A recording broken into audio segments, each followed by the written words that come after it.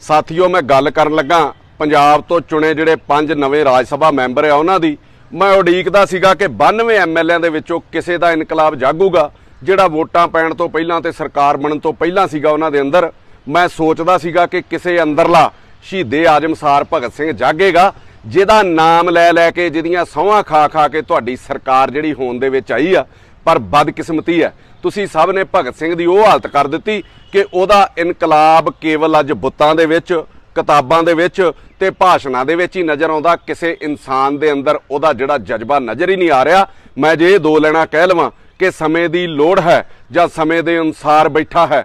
इत्थे हर आदमी विकण लई तैयार बैठा है। हर इंसान है घर भोगणी दा आदी। केवल शहीद भगत सिंह ही अज भी चौंक दे विचकार बैठा है।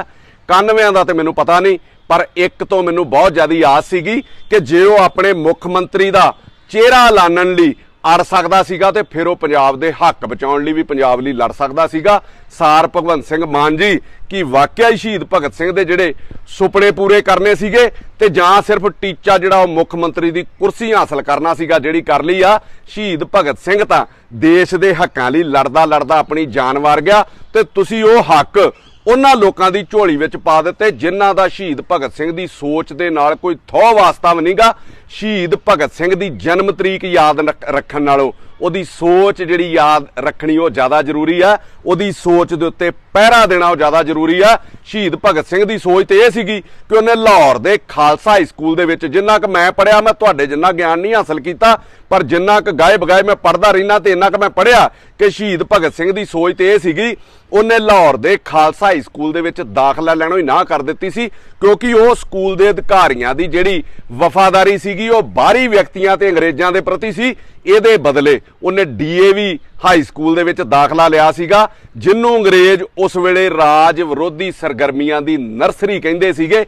ਇਹ ਉਹਦੀ सोच सीगी ते तुसी पंजाब दे हक जिहड़े बाहर देण लग्गिया सिर ही सुੱਟ लिया, अपना सिर ही थल्ले कर लिया। तुसी जे तुहानूं CM ऐलानण लई ऑनलाइन वोटिंग हो सकती सी, फिर पंजाब दे 5 राज सभा मैंबर जिहड़े चुन लई उन्हां लई वोटिंग क्यों नहीं कराई गई? इस ते भी लोकां दी राय लैनी बहुत ज़्यादा जरूरी सीगी। एक गल ते मान साहब मैं मानदा कि जिहड़े 5 मैंबर तुसी चुने आ वो चुने संविधान दे अनुसार ने। संविधान साडा कहंदा कि देश दे किसी भी व्यक्ति नूं देश दे किसी कोने चों भी देश दा वोटर बंदा होना चाहिदा वा, उन्नू राज सभा दा मैंबर जिहड़ा चुनिया जा सकदा वा। संविधान दी जिहड़ी तुसी सौं खाधी सी उन्नू पूरी ठीक निभाया, वो सौं तुसी ठीक ठाक निभाई आ।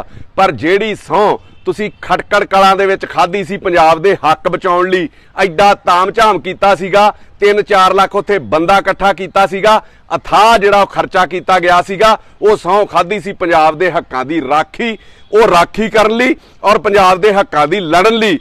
ਉਹ शहीद दी धरती ते खाधी सौं ते तुहाडी टुੱਟ गई। भगवंत सिंह मैं तैनूं एक गल कहूँगा, ਉਹ सौं अज वो पूरी हुंदी किते नज़र नहीं आउंदी कि आपां नूं कुर्सी जाण दा डर सताउण लग पिया वा जां सुख सहूलतां दे प्रति आपां इन्ने ज़्यादा मोहित हो गए भी इन्हां नूं छड्डणा ही नहीं चाहुंदे। सानूं डर सताउंदा रहिंदा भी कुर्सी तो ला दूगा कोई। भगत सिंह 20 साल की उम्र दे विच घरों इस करके भज गया सीगा भी ਉਹਦਾ ਵਿਆਹ ਕਰਨ ਨੂੰ ਫਿਰਦੇ ਸੀ घर वाले, और ਜਾਂਦਾ ਜਾਂਦਾ वो एक चिट्ठी लिख के गया सीगा। ਉਹਦੇ ਵਿੱਚ ਉਹ लिखदा कि मेरे जीवन का सब तो उत्तम जिहड़ा कारण आ वो देश की आज़ादी है ते कोई भी आराम जां दुनियावी इच्छा मैनूं लभा नहीं सकती। ये ਉਹਦੀ सोच सीगी ते फिर की कुर्सी का एडा जिहड़ा लालच आ तुहाडे उत्ते ते भगत सिंह की सोच दे उत्ते हावी हो गया कि आपां 10 दिनां दे विच अखां भी बंद कर लियां ते मूँह भी बंद कर लिया भी जो हुंदा पंजाब दे विच होण दो। सौं शहीद भगत सिंह दी जां पंजाब दी वफादारी दी खाधी सी कि दिल्ली वालियां दी वफादारी दी खाधी सीगी? ये लोग तुहानूं सवाल जिहड़े वो गाए बगाए हुण करदे रहणगे। अजे भी डुੱਲੇ बेरां दा कुछ नहीं विगड़िया। अग्गों पंजाब दे होण वाले नुकसान नूं बचाओ। कुर्सी आउंदी जांदी रहणी है, लोकां दे दिलां दे विच जिहड़ी जगह वा वो स्थाई बना के रखो। फिर भगत सिंह वांग लोग तुहाडे तुर जाण तो बाद भी तुहानूं याद करते रहणगे और याद रखणगे। जे वो भी कुर्सी का लालच करदा शहीद भगत सिंह फिर इन्नी इज्जत ना कमाउंदा। ये याद रखो मान साहब कि भगत सिंह एक ही सीगी, भगत सिंह एक ही सीगा।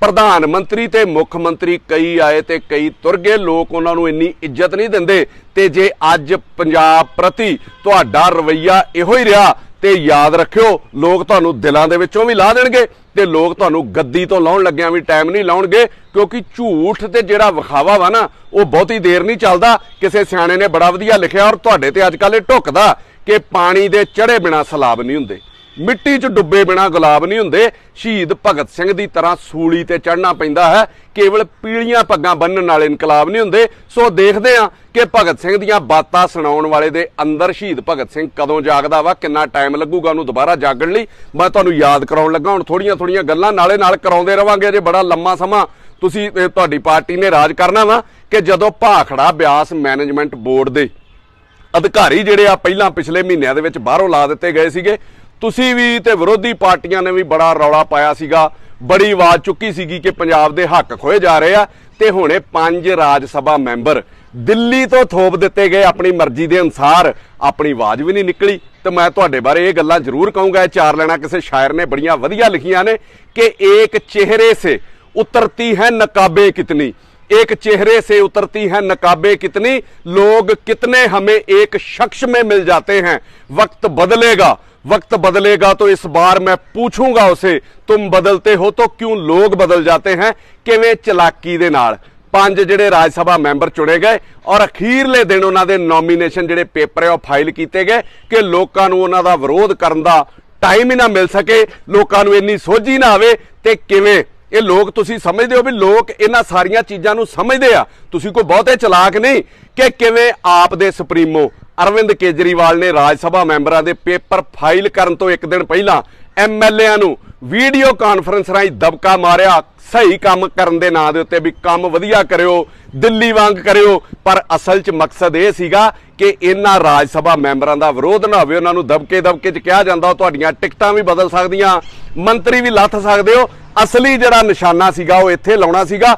ਔਰ ਉਸ ਤੋਂ ਬਾਅਦ ਜਦੋਂ ਨਾਂ ਪੇਸ਼ ਕੀਤੇ ਗਏ ਤੇ ਇਹਨਾਂ ਬਾਨਿਆਂ ਦੇ ਵਿੱਚੋਂ ਕੁਸਕਿਆ ਵੀ ਕੋਈ ਨਹੀਂ, ਕਿਉਂਕਿ ਪਹਿਲੇ ਦਿਨ ਹੀ ਉਹਨਾਂ ਨੂੰ ਗੱਲਾਂ 'ਚ ਦਬਕੇ ਵੱਜ ਚੁੱਕੇ ਸੀਗੇ ਕਿ ਜੋ ਹੋਣਾ ਦਿੱਲੀ ਤੋਂ ਹੋਣਾ ਵਾ। ਇੱਥੇ ਮੈਂ ਇੱਕ ਗੱਲ ਦੱਸ ਦਵਾਂ, ਮੈਂ ਅਕਸਰ ਇਹ ਕਹਿੰਦਾ ਨਾ ਕਿ ਸਾਡੇ ਕੋਲ ਕਿਸੇ ਨੂੰ ਚੁਣਨ ਦਾ ਅਧਿਕਾਰ ਹੈ। ਤੁਸੀਂ ਵੀ ਸੁਣ ਲਓ ਤੇ ਲੋਕ ਵੀ ਸੁਣ ਲੈਣ, ਲਾਉਣ ਦਾ ਅਧਿਕਾਰ ਸਾਡੇ ਕੋਲ ਨਹੀਂ ਹੈਗਾ।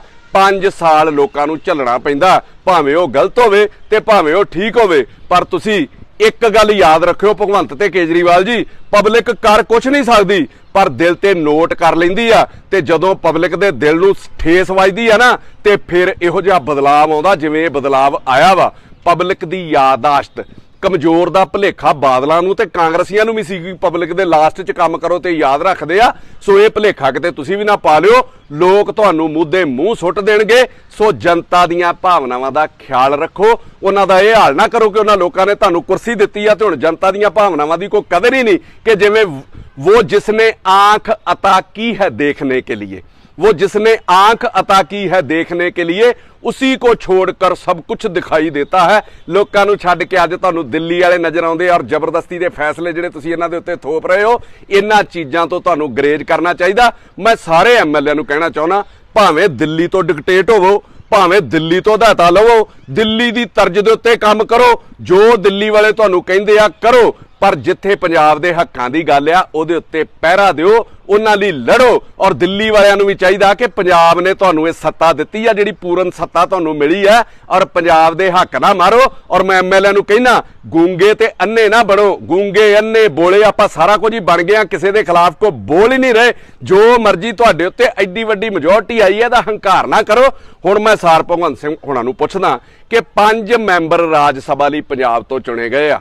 5 ਮੈਂਬਰਾਂ ਦੇ ਵਿੱਚ ਕਿਸੇ ਇੱਕ ਮੈਂਬਰ ਦੀ ਕੋਈ ਇੱਕ ਸਟੇਟਮੈਂਟ, ਕੋਈ ਇੱਕ ਐਕਟੀਵਿਟੀ ਦਿਖਾ ਦਿਓ ਜਿਹਦੇ ਚੋਂ ਪੰਜਾਬ ਲਈ ਖੜਿਆ ਤੇ ਪੰਜਾਬ ਲਈ ਲੜਿਆ ਹੋਵੇ, ਸਮੇਤ ਸਰਦਾਰ ਹਰਭਜਨ ਸਿੰਘ ਦੇ। ਸਗੋਂ ਇੱਕ ਮੈਂਬਰ ਤੇ ਬਹੁਤ ਉਲਟ ਬੋਲਦਾ ਰਿਹਾ ਤੁਹਾਡਾ ਰਾਘਵ ਚੱਡਾ, ਜਦੋਂ ਪਰਾਲੀ ਵਾਲਾ ਮਸਲਾ ਸੀਗਾ। ਹਰਭਜਨ ਸਿੰਘ, ਮੈਂ ਤੁਹਾਨੂੰ ਕਹਿ ਰਿਹਾ ਕਿ ਇੱਕ ਬੰਦਾ ਹਰਭਜਨ ਸਿੰਘ ਨੇ ਖੇਡਿਆ ਵਧੀਆ ਵਾ, ਚਲੋ ਉਹਦੀ ਮਤਲਬ ਮੈਂ ਇਹ ਸੋਚ ਸਕਦੇ ਹਾਂ ਕਿ ਸਾਡੇ ਸੂਬੇ ਦਾ ਵਧੀਆ ਪਲੇਅਰ ਆ, ਪਰ ਤੁਸੀਂ ਉਹਨੂੰ ਚੁਣਿਆ ਕਿਉਂ? ਮੈਂ ਇੱਥੇ ਵੀ ਇਹ ਗੱਲ ਸਾਫ਼ ਕਰ ਦਵਾਂ ਕਿ ਇੱਕ ਪੱਗ ਵਾਲਾ ਬੰਦਾ ਤੁਹਾਨੂੰ ਬਹੁਤ ਜ਼ਿਆਦਾ ਜ਼ਰੂਰੀ ਚਾਹੀਦਾ ਸੀਗਾ ਲੋਕਾਂ ਦੀਆਂ ਅੱਖਾਂ 'ਚ ਘੱਟਾ ਪਾਉਣ ਨੂੰ, ਕਿਉਂਕਿ ਇਸ ਸੂਬੇ 'ਚ, ਇਸ ਦੇਸ਼ 'ਚ ਬੰਦੇ ਦੀ ਕਾਬਲੀਅਤ ਨਾਲੋਂ ਉਹਦੀ ਜਾਤ ਪਾਤ ਤੇ ਧਰਮ ਜਿਹੜਾ ਉਹ ਬਹੁਤ ਜ਼ਿਆਦਾ ਹਾਵੀ ਆ ਸਾਡੀ ਸਿਆਸਤ ਦੇ ਉੱਤੇ, ਸਾਡੇ ਲੋਕਾਂ ਦੀ ਮਾਨਸਿਕਤਾ ਦੇ ਉੱਤੇ।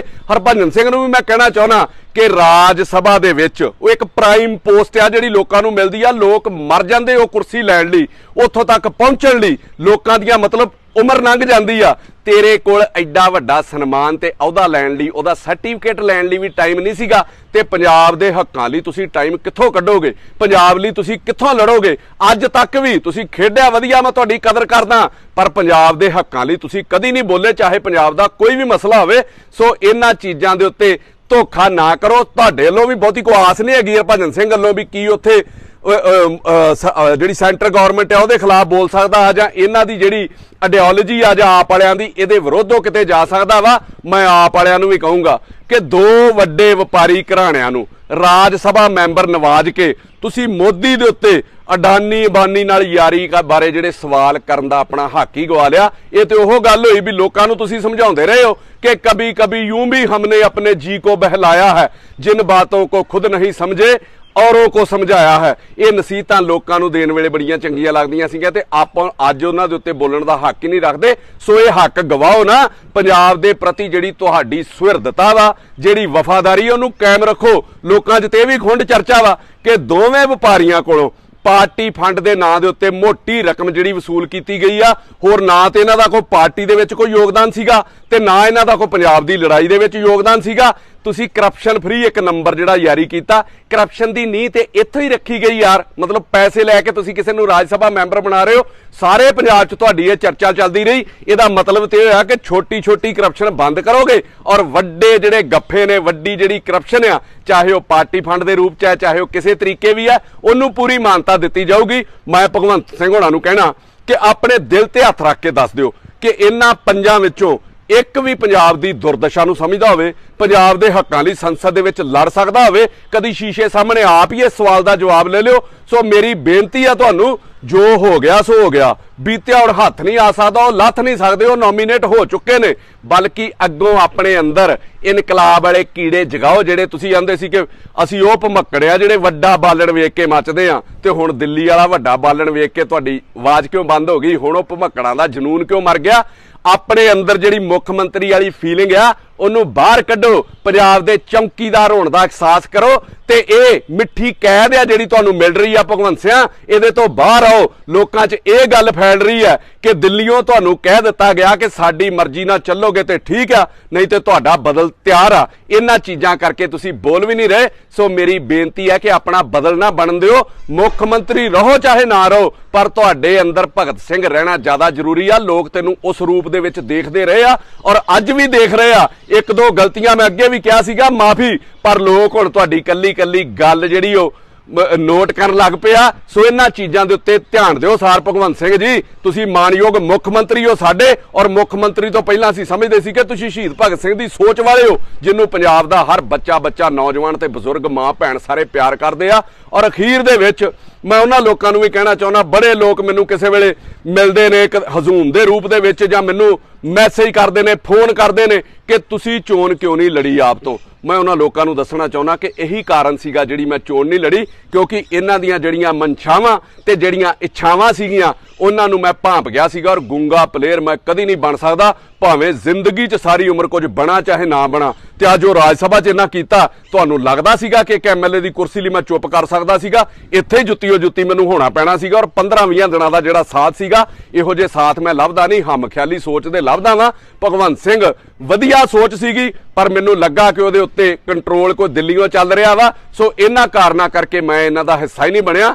ਕਿਸੇ ਅਹੁਦੇ ਦਾ ਲਾਲਚ ਕਰਨ ਨਾਲੋਂ, ਕਿਸੇ ਅਹੁਦੇ ਤੇ ਜਾਣ ਨਾਲੋਂ ਲੋਕਾਂ ਦੇ ਦਿਲਾਂ ਦੇ ਵਿੱਚ ਜਾਣਾ ਮੈਂ ਜਿਹੜਾ ਜ਼ਿਆਦਾ ਜ਼ਰੂਰੀ ਸਮਝਦਾ। ਔਰ ਇਹ ਕਹਿ ਕੇ ਅਖੀਰ ਦੇ ਵਿੱਚ ਮੈਂ ਸਮਾਪਤੀ ਕਰੂੰਗਾ कि तरक्की की फसल हम भी काट लेते, तरक्की की फसल हम भी काट लेते, थोड़े से तलवे अगर हम भी चाट लेते, बस मेरे लहजे में जी हजूर ना था, इसके अलावा मेरा कोई कसूर ना था। अगर पल भर को भी मैं बेजमीर हो जाता तो यकीन मानिए मैं कब का वजीर हो जाता।